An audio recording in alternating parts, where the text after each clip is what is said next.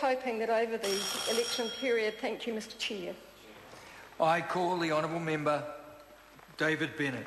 Thank you, Mr Chair, and thank you, Darian, for those very kind words.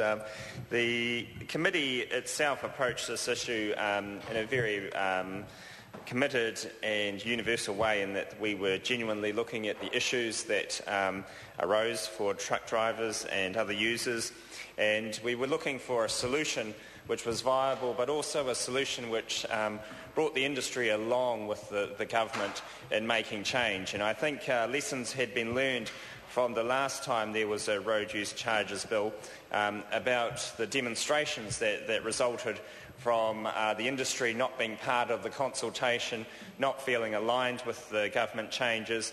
And so the Minister and the government made sure and ensured the role of the industry in the way that this bill was handled. And I'd like to thank members of the opposition that were on that committee for the way that they assisted in that process as well. This bill, the Road User Charges Bill, has a very simple title, as you would expect, and is commonly called RUC for those non-transport believers, but essentially it is a change in the system that the vehicles will be accountable to pay their road use charges by moving to one based on the maximum permissible on-road weight. So the problem we had in the past is that drivers and companies had to often estimate the load.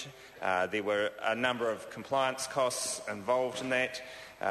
It was hard to enforce and led to difficulties as people would challenge what they perceived to be the weights to be. And it was something that was a more difficult process than needed to be. Now, this process here moves it to a much simpler regime, which everybody will understand and will be very visible to people as they engage in this industry. It is one where the actual costs, as the opposition has said, will be determined through regulation, but that is the only way it can be done. You can't expect this Parliament to set the costs here. That's why we have regulations, and this is a prime example of an opportunity where regulations should be used and are being used by the Minister. And Mr Jones says why. Well, if Mr Jones is the expert in this area and can dictate those figures now to this House, we would like to see that, but I'm sure he can't. And the regulations will enable the Ministry and also some fluidity if things have to change, rather than having to change legislation every time.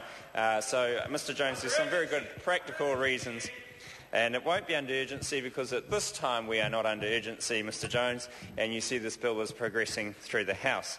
So, with it being set by regulation, that's a very important but vital and practical way of doing this.